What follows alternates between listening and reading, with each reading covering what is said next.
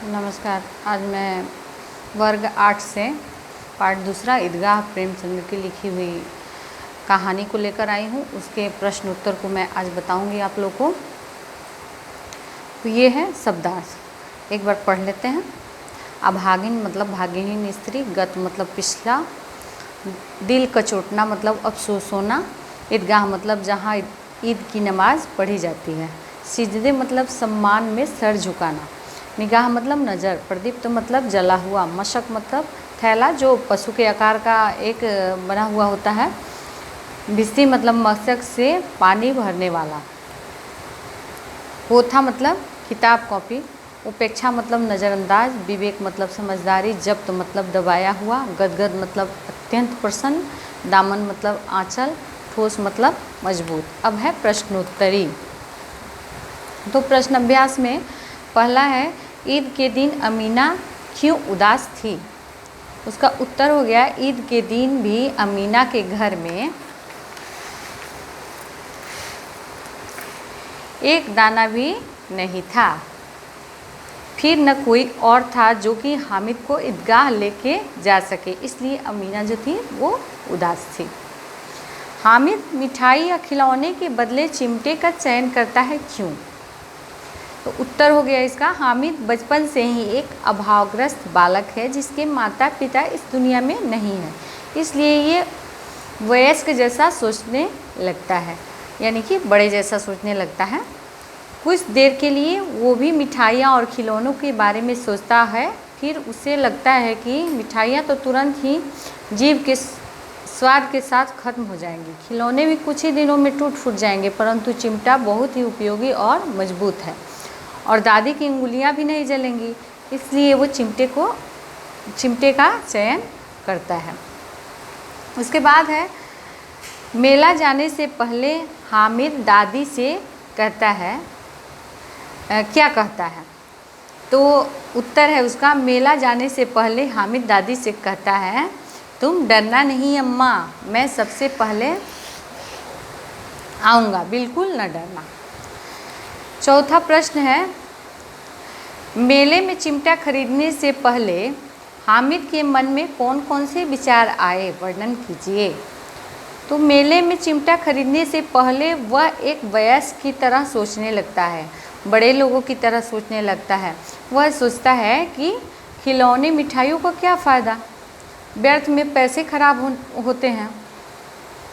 यदि मैं चिमटा खरीदूंगा तो अम्मा पहले हजारों दुआएं देंगी, खिलौनों पर कौन दुआएं देगा? बड़ों की दुआएं सीधे अल्लाह के दरबार में पहुंचती हैं और तुरंत सुनी जाती हैं। ये सोचकर हामिद चिमटा खरीद लेता है। पांचवा प्रश्न है, हामिद ने चिमटे को किन किन रूपों में उपयोग करने की बात कही है?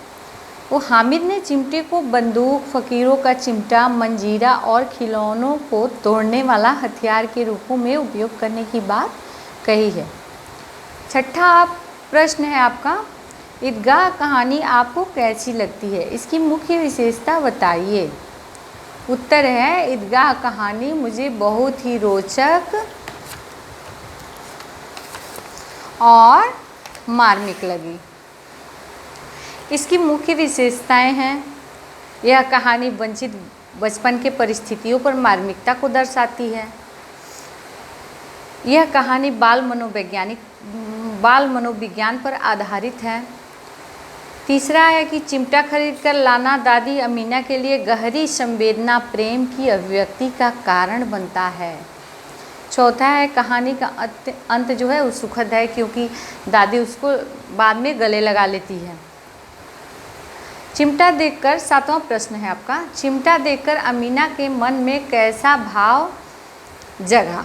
तो चिमटा देखकर अमीना के मन में तो सबसे पहले भाव जगा कि यह लड़का कैसा यह कैसा बेसमझ लड़का है, न कुछ खाया न पिया, लाया क्या? चिमटा। पर हामिद ने जब अपराधी भाव से कहा, तुम्हारी उंगलियां तवे से जल जाती थी इसलिए इसे ले लिया, तो अमीना का क्रोध जो है वो तुरंत स्नेह में बदल गया। उसने सोचा, बच्चे में कितना त्याग, कितना सद्भाव और कितना विवेक है, मेले में भी इसे मेरी याद बनी रही। अमीना का मन खुशी से भर गया और स्नेह से उसकी आंखें भर आई। 8वां आपका प्रश्न है कि अनुच्छेद को पढ़ना है और उसके आधार पर दिए गए प्रश्नों का उत्तर देना है। पहला है, नमाज खत्म होने के बाद लोग क्या कर रहे थे? तो नमाज खत्म होने के बाद लोग आपस में गले मिल रहे थे। ख है, दुकान में किस किस तरह के खिलौने थे? तो दुकानों में तरह तरह के खिलौने थे, सिपाही, गुजरिया, राजा, वकील, भिस्ती, धोबिन और साधु। वे खिलौने किस चीज़ के बने थे? वे खिलौने मिट्टी के बने थे।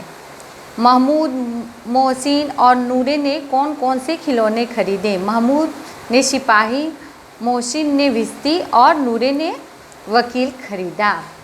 अब उसके बाद का प्रश्न है, परिच्छेद में सिपाही, भिस्ती और वकील के हुलिये का वर्णन किया गया है। इस प्रकार आप राजा और साधु के हुलिये का वर्णन कीजिए। तो राजा कैसा होता है? सिर पर मुकुट, एकदम रौबदार चेहरा, कमर में तलवार होती है उनके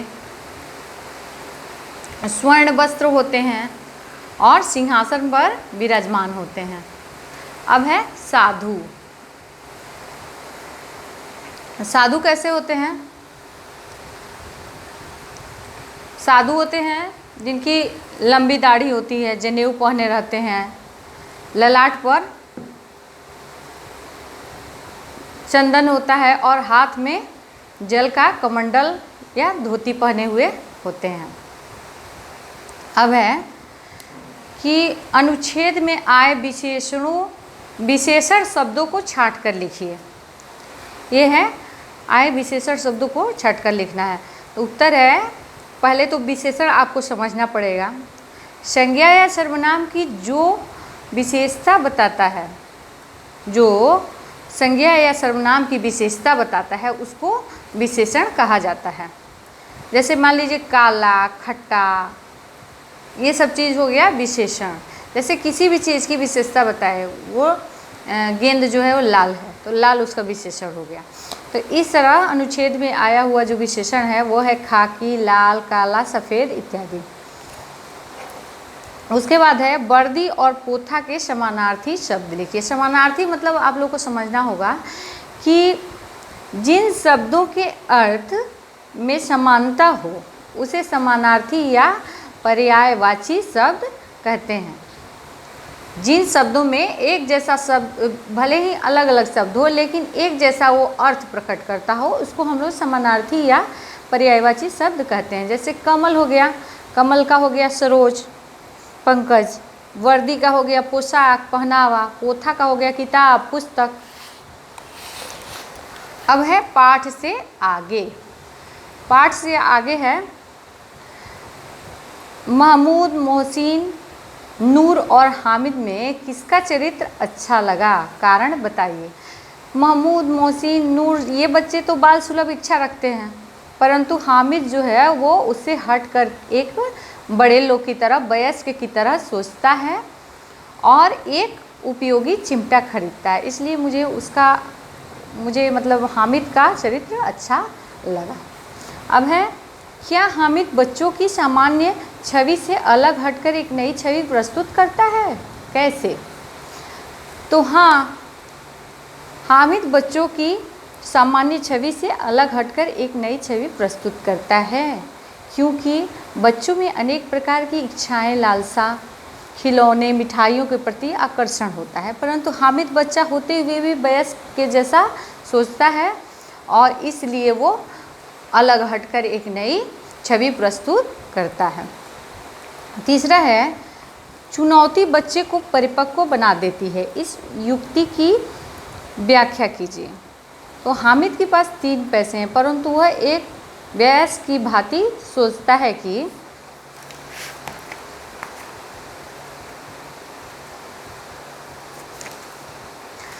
इन 3 पैसे से वह क्या ले जो मजबूत, टिकाऊ और उपयोगी हो, और वही सोच उसे परिपक्व बना देती है।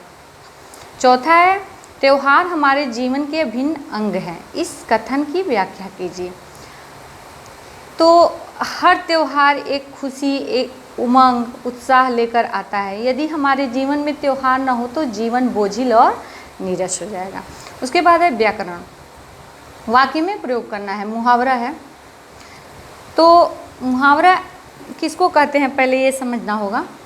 ऐसा वाक्य जो सामान्य अर्थ का बोध न कराकर किसी प्रभावशाली या विलक्षण अर्थ का बोध कराए उसे मुहावरा कहा जाता है। जैसे रंग जमना माने धाक जमना, तुम्हारा तो कल खूब रंग जमा। गदगद होना, बहुत खुश होना। चिमटा देखकर अमीना गदगद हो गई।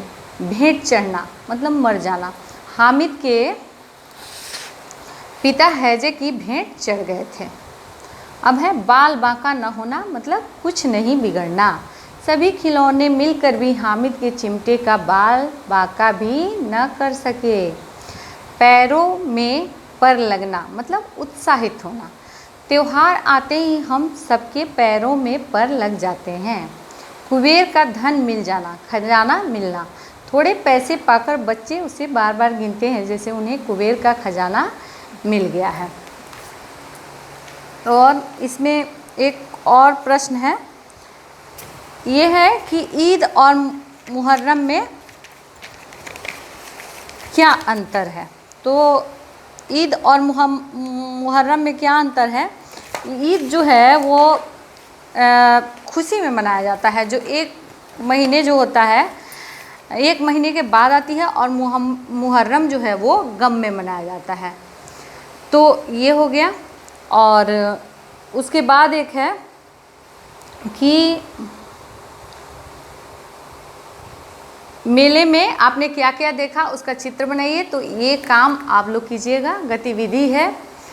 और यदि इसमें से आप लोग कुछ भी समझना चाहें तो हमको कमेंट करके बताइएगा, मैं फिर उसको दोबारा रिपीट करके बताऊंगी। धन्यवाद।